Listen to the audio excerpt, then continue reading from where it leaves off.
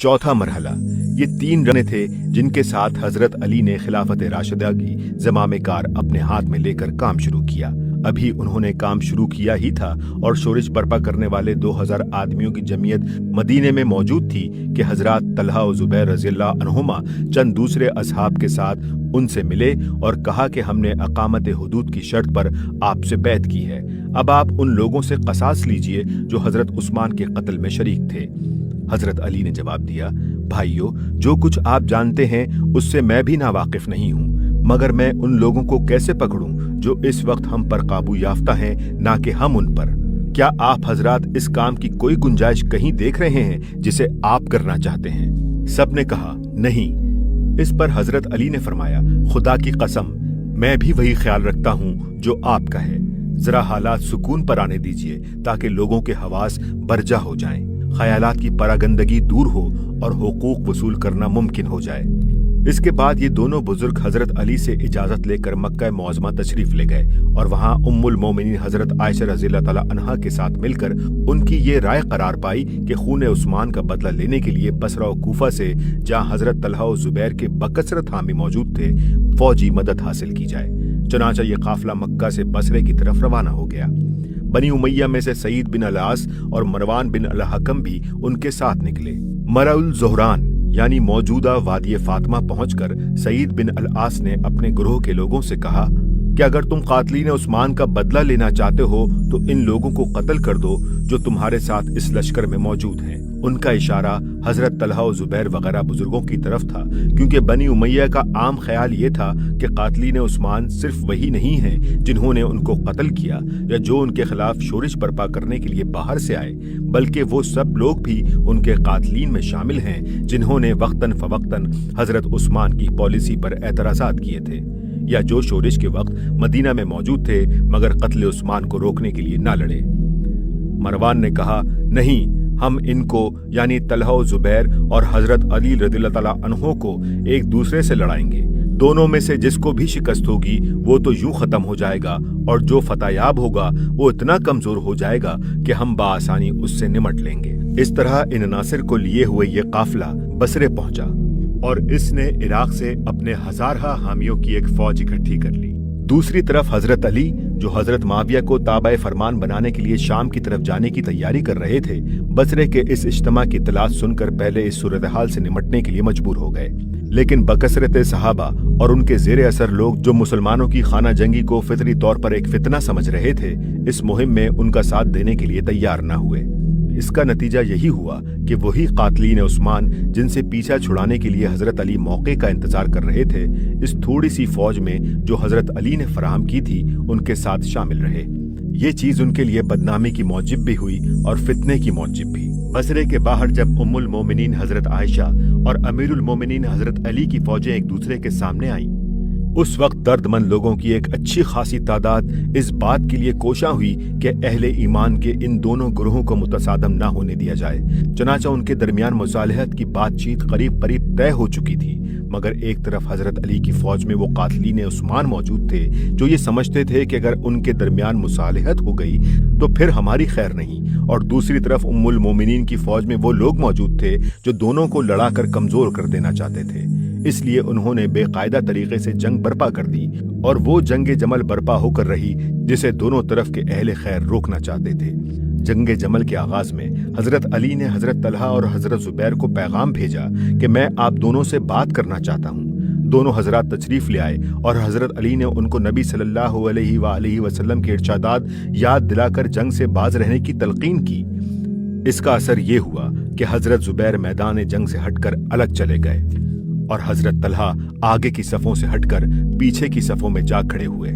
लेकिन एक जालिम उमरो बिन जरमूज ने हजरत जुबैर को कत्ल कर दिया और मशहूर रिवायात के मुताबिक हजरत तलहा को मरवान बिन अल-हकम ने कत्ल कर दिया। हाशिया इब्नुल बर्क कहते हैं कि सकात में इस बात पर कोई इख्तिलाफ नहीं है कि हजरत कत्ल का कातिल मरवान ही है, हालांकि वो उनकी फौज में शामिल था।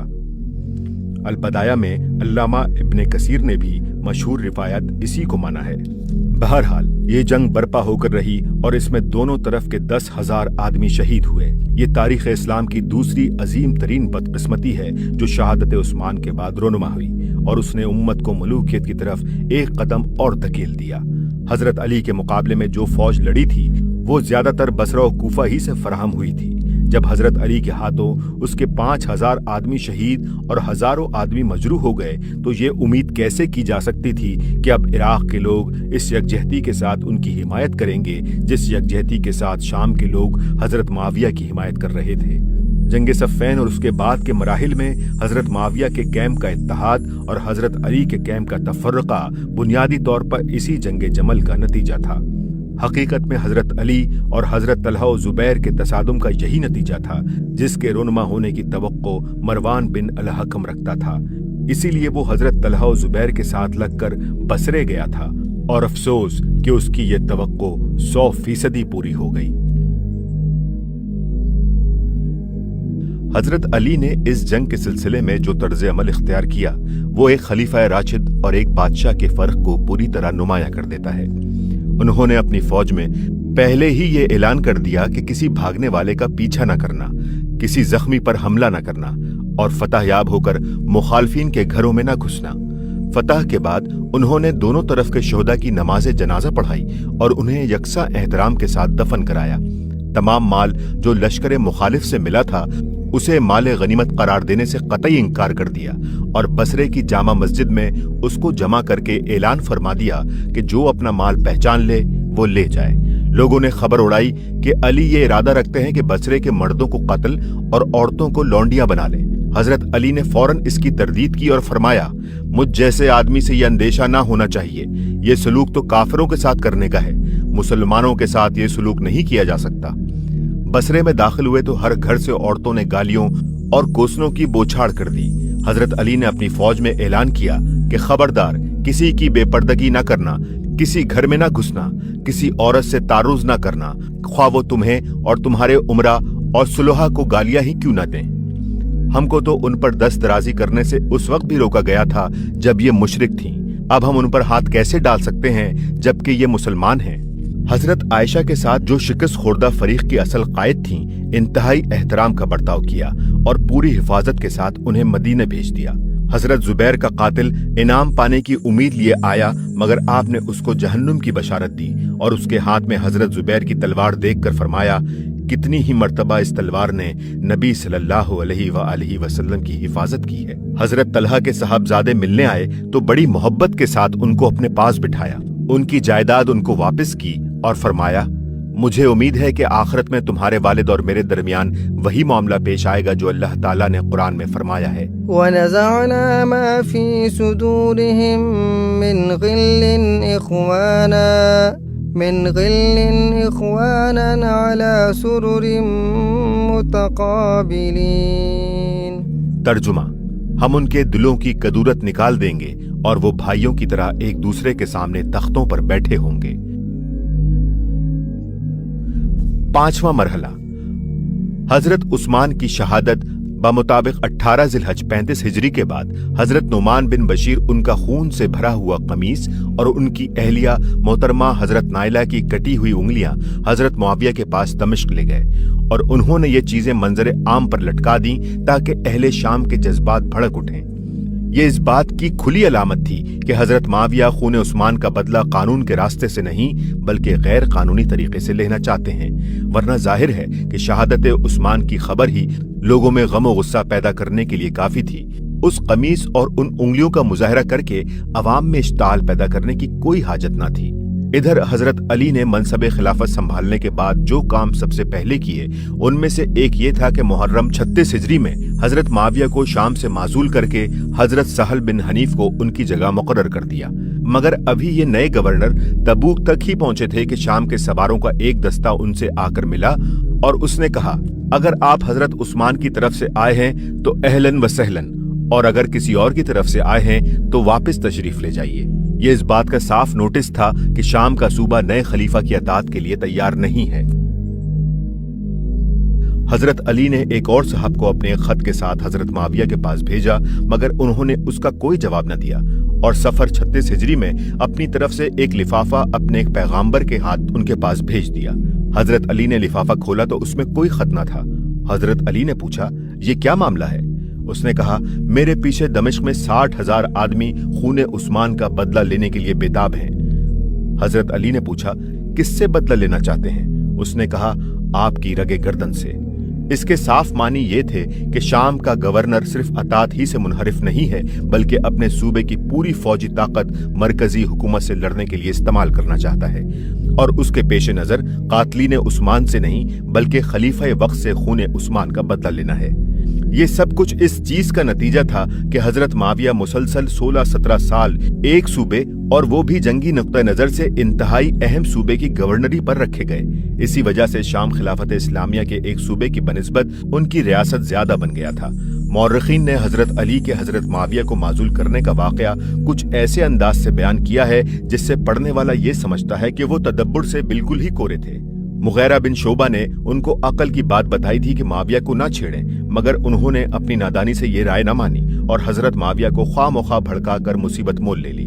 हालांकि वाकयात का जो नक्शा खुद इन्हीं मौर्रिखीन की लिखी हुई तारीखों से हमारे सामने आता है, उसे देखकर कोई सियासी बसीरत रखने वाला आदमी ये महसूस किए बगैर नहीं रह सकता कि हजरत अली अगर हजरत माविया की माजूली का हुक्म सादिर करने में ताखीर करते तो ये बहुत बड़ी गलती होती। उनके इस इक़दाम से इब्तदा ही में ये बात खुल गई कि हजरत माविया किस मुकाम पर खड़े हैं। ज्यादा देर तक उनके मौक़िफ़ पर पर्दा पड़ा रहता तो ये धोखे का पर्दा होता जो ज्यादा खतरनाक होता है। हजरत अली ने इसके बाद शाम पर चढ़ाई की तैयारी शुरू कर दी। उस वक्त उनके लिए शाम को अतात पर मजबूर कर देना कुछ भी मुश्किल ना था, क्योंकि जजीरतुल अरब, इराक और मिस्र उनके ताबे फरमान थे। तन्हा शाम का सूबा उनके मुकाबले पर ज्यादा देर न ठहर सकता था। इलावा बरी दुनिया इस्लाम की आम राय भी इसको हरगिज पसंद न करती थी कि एक सूबे का गवर्नर खलीफे के मुकाबले में तलवार लेकर खड़ा हो जाए, बल्कि इस सूरत में खुद शाम के लोगों के लिए भी ये मुमकिन न था कि वो सब मुत्तहिद होकर खलीफा के मुकाबले में हजरत माविया का साथ देते। लेकिन ऐन वक्त पर उम्मुल मोमिनीन हजरत आयशा और हजरत तलहा और जुबैर रज़ियल्लाहु अन्हुम के उस इक़दाम ने, जिसका जिक्र हम पहले कर चुके हैं, हालात का नक्शा यकसर बदल दिया और हजरत अली को शाम की तरफ बढ़ने के बजाय रबीउस्सानी 36 हिजरी में बसरे का रुख करना पड़ा। जंगे जमल बामुताबिक जमादुल आखिर 36 हिजरी से फारिग होकर हजरत अली ने फिर शाम के मामले की तरफ तवज्जो की और हजरत जरैर बिन अब्दुल्ला अल जबली को हजरत माविया के पास एक खत देकर भेजा, जिसमें उनको ये समझाने की कोशिश की कि उम्मत जिस खिलाफत पर जमा हो चुकी है उसकी अतात कबूल कर लें और जमात से अलग होकर तफर्रका न डालें। मगर हजरत माविया ने एक मुद्दत तक हजरत जरैर को हाँ या ना का कोई जवाब न दिया और उन्हें बराबर टालते रहे। फिर अमर बिन उलास के मशवरे से उन्होंने ये फैसला किया कि हजरत अली को खूने उस्मान का जिम्मेदार करार देकर उनसे जंग की जाए।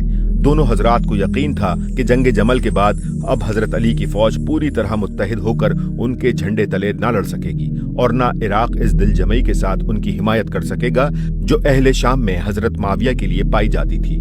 इस दौरान में जबकि हजरत माविया टाल मटोल कर रहे थे, हजरत जरैर बिन अब्दुल्ला ने दमिश्क में शाम के बाअसर लोगों से मुलाकातें करके उनको यकीन दिलाया कि खून उस्मान की जिम्मेदारी से हजरत अली का कोई ताल्लुक नहीं है। हजरत माविया को इससे तशवीश लाहक हुई और उन्होंने एक साहब को इस काम पर मामूर किया कि कुछ गवाह ऐसे तैयार करें जो अहले शाम के सामने ये शहादत दे दें कि हजरत अली ही हजरत उस्मान के कत्ल के जिम्मेदार हैं। चनाचे वो साहब 5 गवाह तैयार करके ले आए और उन्होंने लोगों के सामने ये शहादत दी कि हजरत अली ने हजरत उस्मान को कत्ल किया है। इसके बाद हजरत अली इराक से और हजरत मुआविया शाम से जंग की तैयारियां करके एक दूसरे की तरफ बढ़े और सफ़ैन के मुकाम पर जो फरात के मगरबी जानिब अल रका के करीब वाक़े था, फरीक़ैन का आमना सामना हुआ। हजरत मुआविया का लश्कर फरात के पानी पर पहले काबिज हो चुका था। उन्होंने लश्कर मुखालिफ को इससे फायदा उठाने की इजाजत न दी। फिर हजरत अली की फौज ने लड़कर उनको वहां से बेदखल कर दिया और हजरत अली ने अपने आदमियों को हुक्म दिया कि अपनी जरूरत भर पानी लेते रहो और बाकी से लश्कर मुखालिफ को फायदा उठाने दो। जिलहज के आगाज में बाकायदा जंग शुरू होने से पहले हजरत अली ने हजरत मुआविया के पास इत्माम हुज्जत के लिए एक वफ्द भेजा, मगर उनका जवाब ये था कि मेरे पास से चले जाओ, मेरे और तुम्हारे दरमियान तलवार के सिवा कुछ नहीं है। कुछ मुद्दत तक जंग जारी रहने के बाद जब मुहर्रम 37 हिजरी के आखिर तक इल्तवाए जंग का मुआहिदा हो गया तो हजरत अली ने फिर एक वफ्द हजरत अदी बिन हातिम की सरकर्दगी में भेजा, जिसने हजरत मुआविया से कहा कि सब लोग हजरत अली पर जमा हो चुके हैं और सिर्फ आप और आपके साथी ही उनसे अलग हैं। हजरत मुआविया ने जवाब दिया, वो कातलीन उस्मान को हमारे हवाले कर दें ताकि हम उन्हें कत्ल कर दें, फिर हम तुम्हारी बात मान लेंगे और अतात कबूल करके जमात के साथ हो जाएंगे। इसके बाद हजरत मुआविया ने एक वफ्द हजरत अली के पास भेजा जिसके सरदार हबीब बिन मुस्लिमा अल फहरी थे। उन्होंने हजरत अली से कहा, अगर आपका दावा यह है कि आपने हजरत उस्मान को कत्ल नहीं किया तो जिन्होंने कत्ल किया है उन्हें हमारे हवाले कर दें, हम हजरत उस्मान के बदले उन्हें कत्ल कर देंगे, फिर आप खिलाफत से दस्तबरदार हो जाएं ताकि मुसलमान आपस के मशवरे से जिस पर इत्तफाक करें उसे खलीफा बना लें। मुहर्रम गुजरने के बाद सफर 37 हिजरी से असल फैसला कुन जंग शुरू हुई और आगाज ही में हजरत अली ने अपनी फौज में यह ऐलान कर दिया कि खबरदार, लड़ाई की इब्तिदा अपनी तरफ से न करना जब तक वो हमला न करें। फिर जब तुम उन्हें शिकस्त दे दो तो किसी भागने वाले को कत्ल न करना, किसी जख्मी पर हाथ न डालना, किसी को बरहना न करना, किसी मकतूल की लाश का मसला न करना, किसी घर में न घुसना, उनके माल न लूटना और औरतें ख्वाह तुम्हें गालियां ही क्यों न दें उन पर दस्तराजी न करना। इस जंग के दौरान में एक वाकया ऐसा पेश आ गया जिसने नस्सरी से ये बात खोल दी कि फरीकैन में से हक पर कौन है और बातिल पर कौन। वो वाकया ये है कि हजरत अम्मार बिन यासिर जो हजरत अली की फौज में शामिल थे, हजरत माविया की फौज से लड़ते हुए शहीद हो गए। हजरत अम्मार के मुताल्लिक नबी सल्लल्लाहु अलैहि वसल्लम का ये इरशाद सहाबा में मशहूर व मारूफ था और बहुत से सहाबियों ने उसको हुजूर सल्लल्लाहु अलैहि वसल्लम की ज़बान मुबारक से सुना था कि तुमको एक बागी गुरोह कत्ल करेगा। मसनद अहमद, बुखारी, मुस्लिम, तिर्मिज़ी, निसाई, तिबरानी, बहकी, मसनद अबू दाऊद, तयालसी वगैरह कुतुब हदीस में हजरत अबू सईद खदरी, अबू कतादा अंसारी, उम्मे सलमा, अब्दुल्ला बिन मसूद, अब्दुल्ला बिन अमर बिन उलास, अबू हुरैरा, उस्मान बिन अफ़्फ़ान, हुज़ैफा, अबू अय्यूब अंसारी, अबू राफे, खुज़ैमा बिन साबित, अमर बिन उलास, अबुल यसर, अम्मार बिन यासिर रज़ियल्लाहु अन्हुम और मुतअद्दिद दूसरे सहाबा से इस मजमून की रिवायात मनक़ूल हुई हैं। इब्ने साद ने तबकात में भी ये हदीस कई सनदों से नकल की है। मुतअद्दिद सहाबा व ताबईन ने जो हजरत अली और हजरत माविया की जंग में मुज़ब्ज़ब थे, हजरत अम्मार की शहादत को ये मालूम करने के लिए एक अलामत करार लिया था कि फरीकैन में से हक पर कौन है और बातिल पर कौन। अबू बकर हिस्सास अहकामुल कुरान में लिखते हैं, अली इब्ने तालिब रज़ियल्लाहु ताला अन्हु ने बागी गुरोह के खिलाफ तलवार से जंग की और उनके साथ वो अकाबिर सहाबा और अहले बदर थे जिनका मर्तबा सब जानते हैं। इस जंग में वो हक पर थे और इसमें उस बागी गुरोह के सिवा जो उनसे बरसरे जंग था और कोई भी उनसे इख्तलाफ न रखता था। मजीद बरा खुद नबी सल्लल्लाहु अलैहि वसल्लम ने हजरत अम्मार से फरमा दिया था कि तुमको एक बागी गुरोह कत्ल करेगा। ये एक ऐसी खबर है जो तवातुर के साथ मनक़ूल हुई है और आम तौर पर सही मानी गई है। हत्ता कि खुद हजरत मुआविया से भी जब अब्दुल्ला अमर बिन उलास ने उसे बयान किया तो वो इसका इनकार न कर सके। अलबत्ता उन्होंने इसकी ये तावील की कि अम्मार को तो उसने कत्ल किया है जो उन्हें हमारे नेज़ों के आगे ले आया। इस हदीस को अहले कूफा, अहले बसरा, अहले हिजाज और अहले शाम सब ने रिवायत किया है। इब्ने अब्दुल बर अल अस्तयाब में लिखते हैं, नबी सल्लल्लाहु अलैहि वसल्लम से बतवातर आसार ये बात मनक़ूल है कि अम्मार बिन यासिर को बागी गुरूह कत्ल करेगा और ये सही तरीन अहादीस में से है। यही बात हाफिज इब्ने हजर ने अल असाबा में लिखी है। दूसरी जगह हाफिज इब्ने हजर कहते हैं, कत्ले अम्मार के बाद ये बात जाहिर हो गई कि हक हजरत अली के साथ था और अहले सुन्नत इस बात पर मुत्तफिक हो गए, तरह हालांकि पहले इसमें इख्तलाफ था। हाफिज इब्ने कसीर अल बदाया और निहाया में हजरत अम्मार बिन यासिर के कत्ल का वाक़या बयान करते हुए लिखते हैं कि इससे नबी सल्लल्लाहु अलैहि वसल्लम की दी हुई उस खबर का राज खुल गया कि हजरत अम्मार को एक बागी गुरूह कत्ल करेगा और इससे ये बात जाहिर हो गई कि हजरत अली हक पर हैं और हजरत माविया बागी हैं। जंगे जमल से हजरत जुबैर के हट जाने की एक वजह यह भी थी कि उनको नबी सल्लल्लाहु अलैहि वसल्लम का ये इरशाद याद था कि उन्होंने देखा कि हजरत अली के लश्कर में हजरत अम्मार बिन यासिर मौजूद हैं। मगर जब हजरत अम्मार के शहीद होने की खबर हजरत माविया के लश्कर में पहुंची और हजरत अमर बिन उलास ने अपने वालिद और हजरत माविया दोनों को हुजूर का इरशाद याद दिलाया तो हजरत माविया ने फौरन इसकी ये तावील की कि क्या हमने अम्मार को कत्ल किया है? उनको तो उसने कत्ल किया जो उन्हें मैदान जंग में लाया। हाशिया अल्लामा इब्ने कसीर हजरत माविया की इस तावील के मुतालिक कहते हैं कि ये बड़ी दूर की तावील है जो उन्होंने पेश की। मुल्ला अली कारी शराय फ़िक़्ह अकबर में ये रिवायत नकल करते हैं कि हजरत अली को जब हजरत मुआविया की इस तावील की खबर पहुंची तो उन्होंने फरमाया, इस तरह की तावील से तो ये भी कहा जा सकता है कि हजरत हमजा के कातिल खुद नबी सल्लल्लाहु अलैहि वसल्लम थे। हालांकि नबी सल्लल्लाहु अलैहि वसल्लम ने ये नहीं फरमाया था कि हजरत अम्मार को बागी गिरोह मैदान जंग में लाएगा, बल्कि ये फरमाया था कि बागी गिरोह उनको कत्ल करेगा। और जाहिर है कि उनको कत्ल हजरत माविया के गिरोह ने किया था, ना कि हजरत अली के गिरोह ने। हजरत अम्मार की शहादत के दूसरे रोज 10 सफर को सख्त मार्का बरपा हुआ, जिसमें हजरत माविया की फौज शिकस्त के करीब पहुंच गई। उस वक्त अमर बिन उलास ने हजरत माविया को मशवरा दिया कि अब हमारी फौज नेज़ों पर कुरान उठा ले और कहे, ये हमारे और तुम्हारे दरमियान कम है। इसकी मसलियत अमर बिन उलास ने खुद ये बताई कि इससे अली के लश्कर में फूट पड़ जाएगी। कुछ कहेंगे कि ये बात मान ली जाए और कुछ कहेंगे कि ना मानी जाए। हम मुज्तमा रहेंगे और उनके यहाँ तफरका बर्पा हो जाएगा। अगर वो मान गए तो हमें मोहलत मिल जाएगी। इसके साफ मानी ये है कि ये महज एक जंगी चाल थी। कुरान को हकम बनाना सिरे से मकसूद ही ना था। इस मशवरे के बाद लश्कर मुआविया में कुरान नेज़ों पर उठाया गया और इसका नतीजा वही हुआ जिसकी अमर बिन उलास को उम्मीद थी।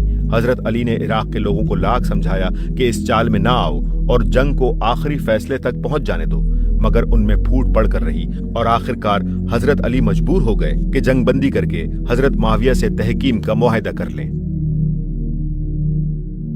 फिर यही फूट हकम मुकर्रर करने के मौके पर भी रंग लाई। हजरत मुआविया ने अपनी तरफ से हजरत उमर बिन अलास को हकम बनाया। हजरत अली चाहते थे कि अपनी तरफ से हजरत अब्दुल्ला बिन अब्बास को मुकर्रर करें, मगर इराक के लोगों ने कहा, वो तो आपके चचेदाद भाई हैं, हम गैर जानिबदार आदमी चाहते हैं। आखिर उनके इसरार पर हजरत अबू मूसा अशरी को हकम बनाना पड़ा, हालांकि हजरत अली उन पर मुतमईन न थे। छठा मरहला, अब खिलाफत को मलूकियत की तरफ जाने से बचाने का आखिरी मौका बाकी रह गया था, और वो ये था कि दोनों हकम ठीक ठीक उस मुआहिदे के मुताबिक अपना फैसला दें जिसकी रूह से उनको फैसले का इख्तियार सौंपा गया था। मुआहिदे की जो इबारत मौरखीन ने नकल की है उसमें तहकीम की बुनियाद ये थी, दोनों हकम जो कुछ किताब अल्लाह में पाएं उस पर अमल करें और कुछ किताब अल्लाह में ना पाएं उसके बारे में सुन्नत आदला जामिया गैर मुफर्रका पर अमल करें। लेकिन दो मतल जंदल में जब दोनों हकम मिलकर बैठे तो सिरे से ये अमर जेर बहस ही ना आया कि कुरान और सुन्नत की रोह से इस कज़िये का फैसला क्या हो सकता है। कुरान में साफ हुक्म मौजूद था कि मुसलमानों के दो ग्रोह आपस में लड़ पड़े तो उनके दरमियान इस्लाह की सही सूरत ताइफा बागिया को राह रास्त पर आने के लिए मजबूर करना है। सूरह हुजरात आयत नंबर 9 आयत के अल्फाज ये हैं, फिर अगर उनमें से एक ने दूसरे पर ज्यादती की हो तो ज्यादती करने वाली जमात से लड़ो, यहाँ तक कि वो अल्लाह के हुक्म की तरफ पलट आए। हजरत अम्मार की शहादत के बाद नबी सल्लल्लाहु अलैहि वसल्लम की नस सरी ने मुतय्यन कर दिया था कि इस क़ज़िया में ताइफा बागिया कौन सा है।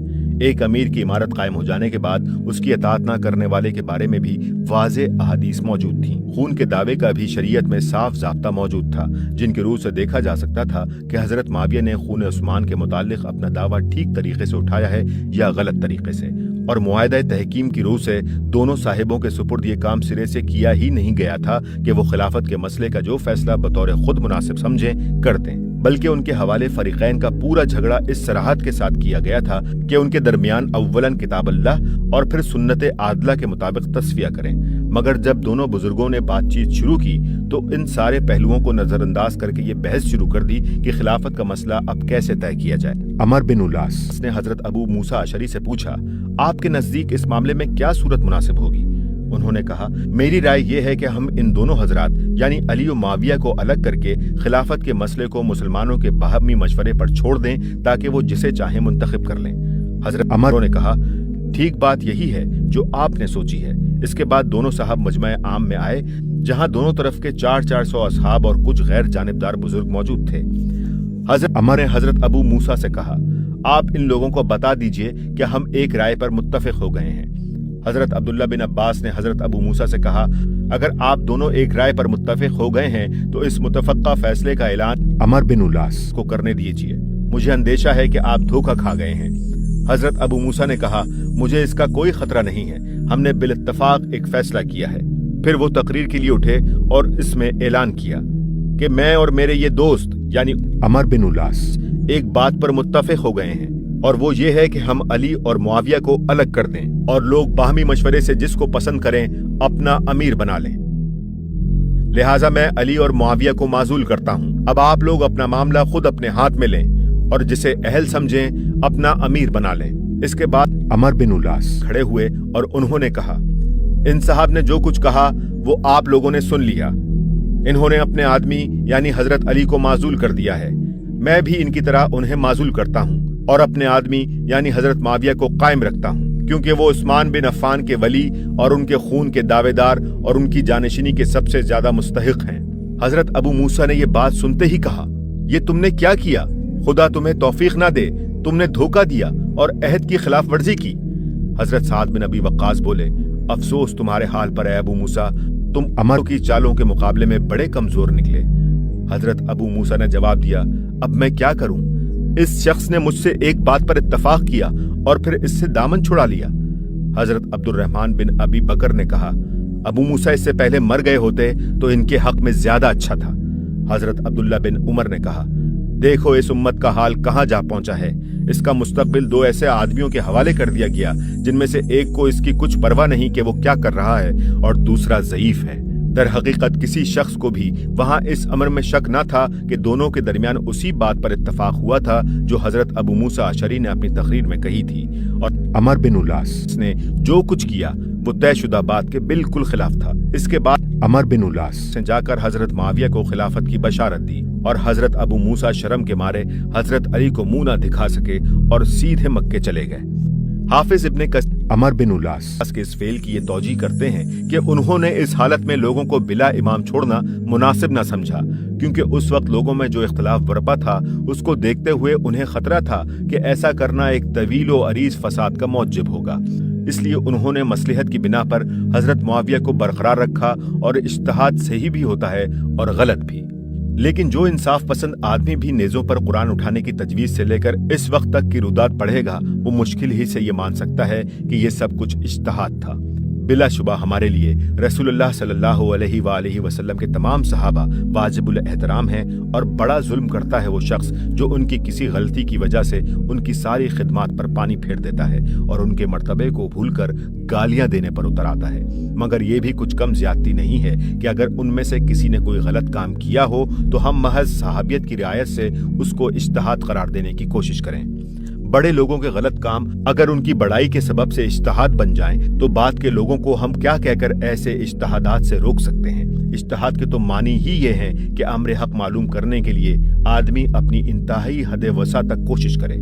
इस कोशिश में नादानिस्ता गलती भी हो जाए तो हक मालूम करने की कोशिश बजाय खुद अजर की मुस्तहिक है, लेकिन जानबूझकर एक सोचे समझे मंसूबे के मुताबिक काम करने का नाम इज्तिहाद हरगिज नहीं हो सकता।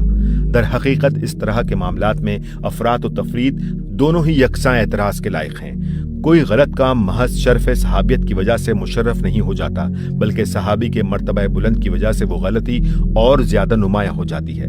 लेकिन इस पर राय जनी करने वाले को लाजमन ये एहतियात मलहूज रखनी चाहिए कि गलत को सिर्फ गलत समझने और कहने पर इक्तफा करे। इससे आगे बढ़कर सहाबी की जात को बहैसियत मजमूई मतऊन न करना लगे। अमर बिन उलास यकीनन बड़े मर्तबे के बुजुर्ग हैं और उन्होंने इस्लाम की बेशबहा खिदमात अंजाम दी हैं। अलबत्ता उनसे ये दो काम ऐसे सरजद हो गए हैं जिन्हें गलत कहने के सिवा कोई चारा नहीं है। इस बहस में कतई नजर के दोनों हकमों में से एक ने क्या किया और दूसरे ने क्या, बजाय खुद ये पूरी कार्रवाई जो दोमतुल जंदल में हुई मुआहदा तहकीम के बिल्कुल खिलाफ और उसके हुदूद से कतई मुतजाविज थी। इन हजरात ने गलत तौर पर यह फर्ज कर लिया कि वो हजरत अली को माजूल करने के मजाज हैं, हालांकि वो हजरत उस्मान की शहादत के बाद बाकायदा आईनी तरीके पर खलीफा मुंतखब हुए थे और मुआहदा तहकीम के किसी लफ्ज से ये इख्तियार इन दोनों हजरात को नहीं सौंपा गया था कि वो उन्हें माजूल कर दें। फिर उन्होंने ये भी गलत फर्ज कर लिया कि हजरत माविया उनके मुकाबले में खिलाफत का दावा लेकर उठे हैं, हालांकि उस वक्त तक वो सिर्फ खून उस्मानी के मुद्दई थे, न कि मनसब खिलाफत के।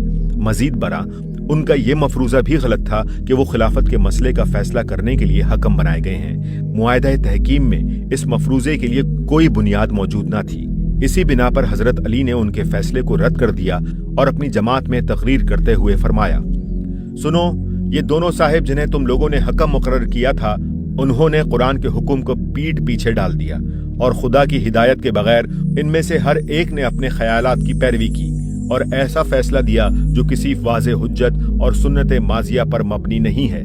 اور اس فیصلے میں دونوں نے اختلاف کیا ہے اور دونوں ہی کسی صحیح فیصلے پر نہیں پہنچے ہیں۔ اس کے بعد حضرت علی نے کوفہ واپس پہنچ کر شام پر چڑھائی کی پھر تیاریاں شروع کر دی۔ اس زمانے میں انہوں نے جو تقریریں کی ان سے صاف ظاہر ہوتا ہے کہ وہ امت پر ملوکیت کے مسلط ہو جانے کا خطرہ کس شدت کے ساتھ محسوس کر رہے تھے اور خلافت راشدہ کے نظام کو بچانے کے لیے کس طرح ہاتھ پاؤں مار رہے تھے۔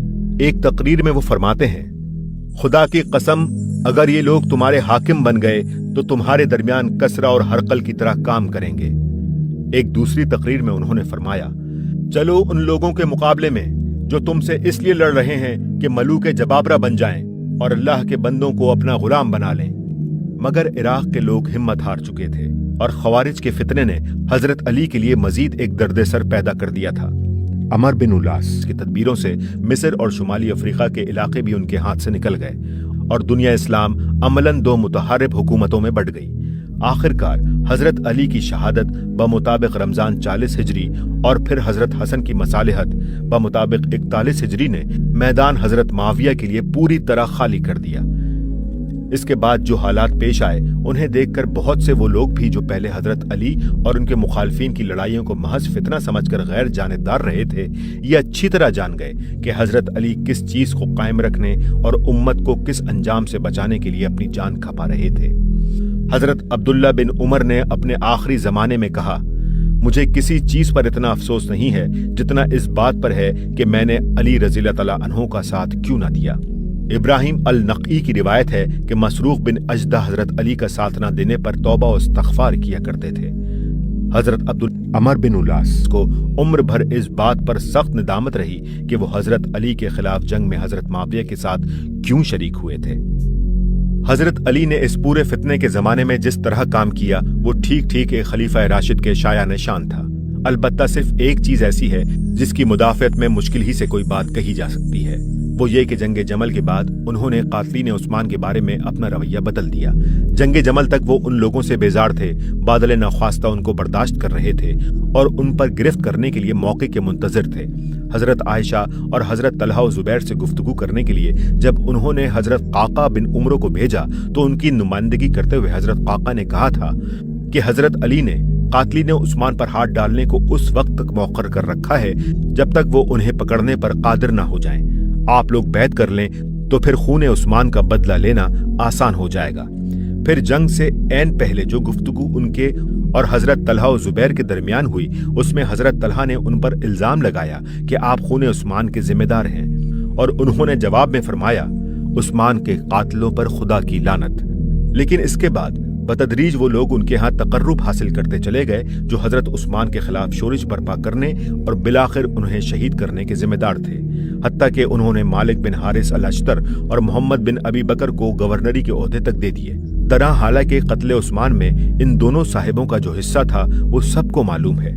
حضرت علی کے پورے زمانہ خلافت میں ہم کو صرف یہی ایک کام ایسا نظر آتا ہے جس کو غلط کہنے کے سوا کوئی چارہ نہیں۔ بعض لوگ یہ بھی کہتے ہیں کہ حضرت عثمان کی طرح حضرت علی نے بھی تو اپنے متعدد رشتہ داروں کو بڑے بڑے عہدوں پر سرفراز کیا، مثلا حضرت عبداللہ بن عباس، حضرت عبید اللہ بن عباس، حضرت قم بن عباس وغیرہ ہوں۔ لیکن یہ حجت پیش کرتے وقت وہ اس بات کو بھول جاتے ہیں کہ حضرت علی نے یہ کام ایسے حالات میں کیا تھا جبکہ اعلیٰ درجے کی صلاحیتیں رکھنے والے اصحاب میں سے ایک گروہ ان کے ساتھ تعاون نہیں کر رہا تھا، دوسرا گروہ مخالف کیمپ میں شامل ہو گیا تھا اور تیسرے گروہ میں سے آئے دن لوگ نکل کر دوسری طرف جا رہے تھے۔ ان حالات میں وہ انہی لوگوں سے کام لینے پر مجبور تھے جن پر وہ پوری طرح اعتماد کر سکیں۔ یہ صورتحال حضرت عثمان کے دور کی صورتحال سے کوئی مشابہت نہیں رکھتی، کیونکہ انہوں نے ایسے زمانے میں یہ کام کیا تھا جبکہ امت کے تمام ذی صلاحیت لوگوں کا مکمل تعاون ان کو حاصل تھا اور وہ اپنے رشتہ داروں سے مدد لینے پر مجبور نہ تھے۔ آخری مرحلہ، حضرت معاویہ کے ہاتھ میں اختیارات کا آنا خلافت سے ملوکیت کی طرف اسلامی ریاست کے انتقال کا عبوری مرحلہ تھا۔ بصیرت رکھنے والے لوگ اسی مرحلے میں یہ سمجھ گئے تھے کہ اب ہمیں بادشاہی سے سابقہ درپیش ہے۔ چنانچہ سعد بن ابی وقاص جب حضرت معاویہ کی بیعت ہو جانے کے بعد ان سے ملے تو السلام علیک ایھا الملک کہہ کر خطاب کیا۔ حضرت معاویہ نے کہا، اگر آپ امیر المومنین کہتے تو کیا حرج تھا؟ انہوں نے جواب دیا، خدا کی قسم جس طرح آپ کو یہ حکومت ملی ہے اس طریقے سے اگر یہ مجھے مل رہی ہوتی تو میں اس کا لینا ہرگز پسند نہ کرتا۔ حاشیہ، हजरत साद का नुक्ता नजर इस मामले में जो कुछ था, इस पर बेहतरीन रोशनी इस वाकये से पड़ती है कि जमाना फितना में एक दफा उनके भतीजे हाशिम बिन उतबा बिन अबी वक्कास ने उनसे कहा कि अगर आप इस वक्त खिलाफत के लिए खड़े हो जाएं तो 1,00,000 तलवारें आपकी हिमायत के लिए तैयार हैं। उन्होंने जवाब दिया कि उन 1,00,000 तलवारों में से सिर्फ एक तलवार ऐसी चाहता हूं जो काफिर पर तो चले मगर किसी मुसलमान पर ना चले। हजरत मुआविया खुद भी इस हकीकत को समझते थे। एक मर्तबा उन्होंने खुद कहा था कि अना अव्वलुल मुलूक, मैं मुसलमानों में पहला बादशाह हूँ। बल्कि हाफिज इब्ने कसीर के बकौल सुन्नत भी यही है कि उनको खलीफा के बजाय बादशाह कहा जाए, क्योंकि नबी करीम सल्लल्लाहु अलैहि वसल्लम ने पेशगोई फरमाई थी कि मेरे बाद खिलाफत 30 साल रहेगी, फिर बादशाही होगी। और ये मुद्दत रबीउल अव्वल 41 हिजरी में खत्म हो गई, जबकि हजरत हसन रज़ी अल्लाह ताला अन्हो हजरत मुआविया के हक में खिलाफत से दस्तबरदार हुए। अब खिलाफत अला मिनहाजुन नबुवा के बहाल होने की आखिरी सूरत सिर्फ ये बाकी रह गई थी कि हजरत मुआविया या तो अपने बाद इस मनसब पर किसी शख्स के तकर्रुर का मामला मुसलमानों के बाहमी मशवरे पर छोड़ देते, या अगर कता नज़ा के लिए अपनी जिंदगी ही में जानशीनी का मामला तय कर जाना जरूरी समझते तो मुसलमानों के अहले इल्म और अहले खैर को जमा करके उन्हें आज़ादी के साथ ये फैसला करने देते कि वली अहदी के लिए उम्मत में मौजू तर आदमी कौन है। लेकिन अपने बेटे यजीद की वली अहदी के लिए खौफ व तमा के जराए से बैत लेकर उन्होंने इस इम्कान का भी खात्मा कर दिया। इस तजवीज की इब्तदा हजरत मुगीरा बिन शोबा की तरफ से हुई। हजरत मुआविया उन्हें कूफे की गवर्नरी से माजूल करने का इरादा रखते थे। उन्हें इसकी खबर मिल गई। फौरन कूफे से दमिश्क पहुंचे और यजीद से मिलकर कहा कि सहाबा के अकाबिर और कुरैश के बड़े लोग दुनिया से रुखसत हो चुके हैं। मेरी समझ में नहीं आता कि अमीरुल मोमिनीन तुम्हारे लिए बैत ले लेने में तामुल क्यों कर रहे हैं। यजीद ने इस बात का जिक्र अपने वालिद माजिद से किया। उन्होंने हजरत मुगीरा को बुलाकर पूछा कि ये क्या बात है जो तुमने यजीद से कही। हजरत मुगीरा ने जवाब दिया, अमीरुल मोमिनीन, आप देख चुके हैं कि कत्ले उस्मान के बाद कैसे कैसे इख्तलाफात और खून खराबे हुए। अब बेहतर यह है कि आप यजीद को अपनी जिंदगी ही में वली अहद मुकर्रर करके बैत ले लें, ताकि अगर आपको कुछ हो जाए तो इख्तलाफ बर्पा ना हो। हजरत मुआविया ने पूछा, इस काम को पूरा करा देने की जिम्मेदारी कौन लेगा। उन्होंने कहा, अहले कूफा को मैं संभाल लूंगा और अहले बसरा को ज़ियाद। इसके बाद फिर और कोई मुखालफत करने वाला नहीं है। ये बात करके हजरत मुगीरा कूफा आए और 10 आदमियों को 30,000 दरहम देकर इस बात पर राजी किया कि एक वफ्द की सूरत में हजरत मुआविया के पास जाएं और यजीद की वली अहदी के लिए उनसे कहें। ये वफ्द हजरत मुगीरा के बेटे मूसा बिन मुगीरा की सरकर्दगी में दमिश्क गया और उसने अपना काम पूरा कर दिया। बाद में हजरत मुआविया ने मूसा को अलग बुलाकर पूछा, तुम्हारे बाप ने इन लोगों से कितने में उनका दीन खरीदा है। उन्होंने कहा, 30,000 दरहम में। हजरत मुआविया ने कहा, तब तो उनका दीन उनकी निगाह में बहुत हल्का है। फिर हजरत मुआविया ने बसरे के गवर्नर ज़ियाद को लिखा कि इस मामले में तुम्हारी क्या राय है। उसने उबैद बिन काब अल नुमयरी को बुलाकर कहा, अमीरुल मोमिनीन ने मुझे इस मामले में लिखा है और मेरे नजदीक यजीद में ये कमजोरियां हैं, लिहाजा तुम उनके पास जाकर कहो कि आप इस मामले में जल्दी ना करें। उबैद ने कहा, आप हजरत मुआविया की राय खराब करने की कोशिश ना कीजिए।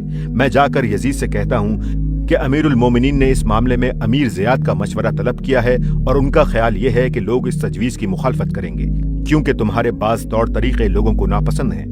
इसलिए अमीर ज़ियाद तुमको ये मशवरा देते हैं कि तुम इन चीजों की इस्लाह कर लो ताकि ये मामला ठीक बन जाए। ज़ियाद ने इस राय को पसंद किया और उबैद ने दमिश्क जाकर एक तरफ यजीद को इस्लाह अतवार का मशवरा दिया और दूसरी तरफ हजरत मुआविया से कहा कि आप इस मामले में जल्दी ना करें। मौरखीन का बयान है कि इसके बाद यजीद ने अपने बहुत से उन आमाल की इस्लाह कर ली जो काबिल एतराज थे, मगर इस रुदात से 2 बातें बिल्कुल वाज़ेह हैं। एक ये कि यजीद की वली अहदी के लिए इब्तदाई तहरीक किसी सही जज्बे की बुनियाद पर नहीं हुई थी, बल्कि एक बुजुर्ग ने अपने जाती मफाद के लिए दूसरे बुजुर्ग के जाती मफाद से अपील करके इस तजवीज को जन्म दिया और दोनों साहिबों ने इस बात से कतई नजर कर लिया कि वो इस तरह उम्मत मोहम्मदिया को किस राह पर डाल रहे हैं।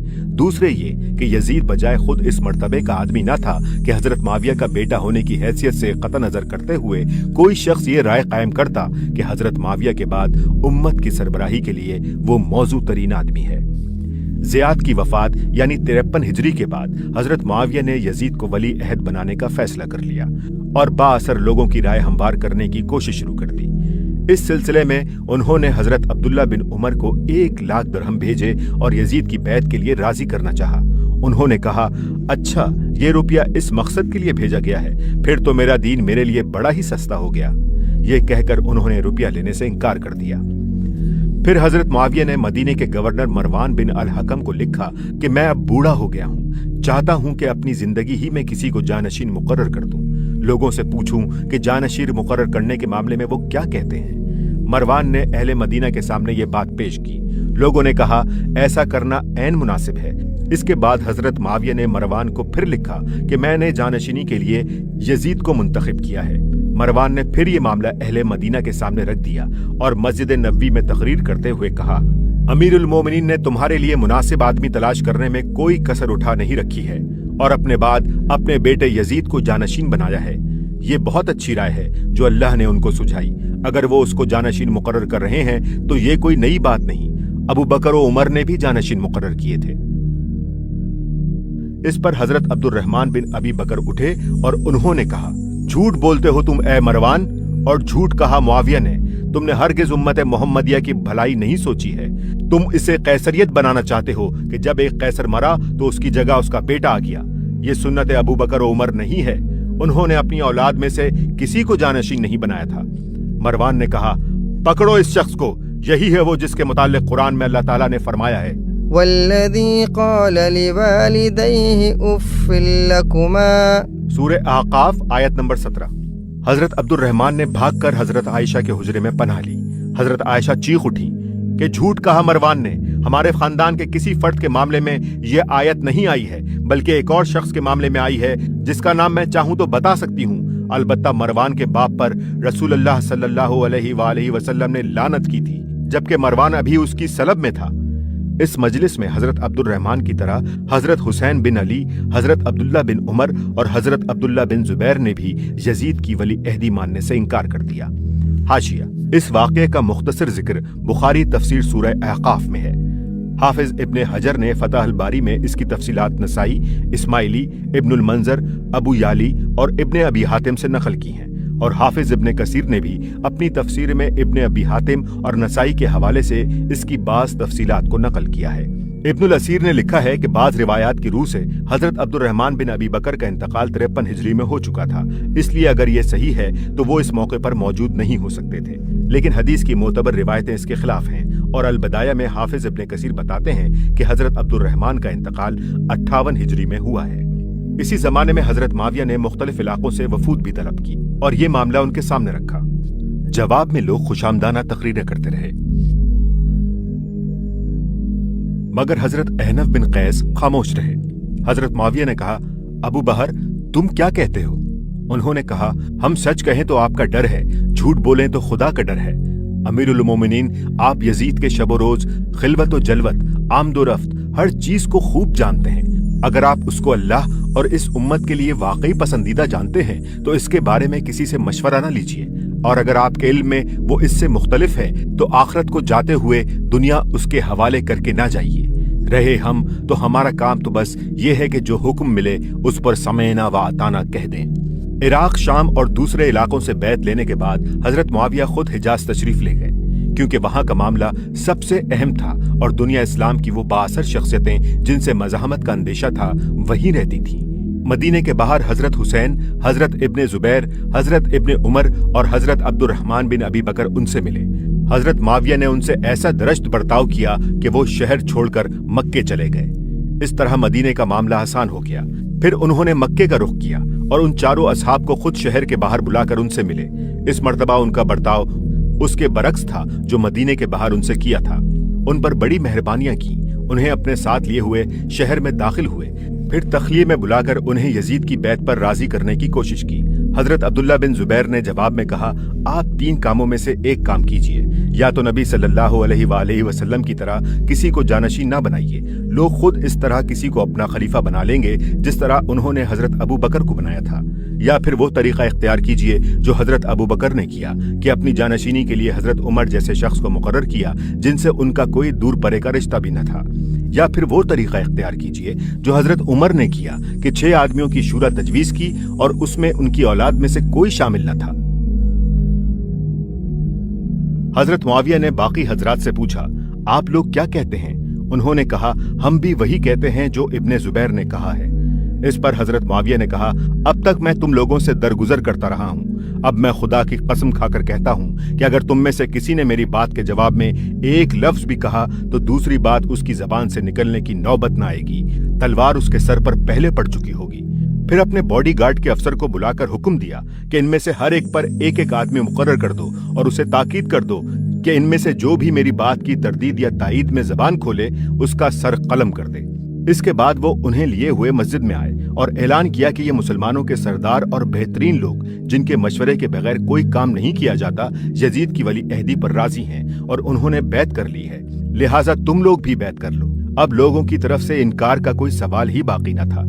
अहले मक्का ने भी बैत कर ली। इस तरह खिलाफत राशिदा के निजाम का आखिरी और कतई तौर पर खात्मा हो गया। खिलाफत की जगह शाही खानवादों यानी डायनेसिटीज ने ले ली और मुसलमानों को उसके बाद से आज तक फिर अपनी मर्जी की खिलाफत नसीब न हो सकी। हजरत मुआविया के मुहामिदो मनाकिब अपनी जगह पर हैं। उनका शर्फ सहाबियत भी वाजिबुल एहतराम है। उनकी ये खिदमत भी नाकाबिले इंकार है कि उन्होंने फिर से दुनिया इस्लाम को एक झंडे तले जमा किया और दुनिया में इस्लाम के गलबे का दायरा पहले से ज्यादा वसी कर दिया। उन पर जो शख्स लान तान करता है वो बिलाशुबा ज्यादती करता है, लेकिन उनके गलत काम को तो गलत कहना ही होगा। उसे सही कहने के मानी ये होंगे कि हम अपने सही और गलत के मेयार को खतरे में डाल रहे हैं।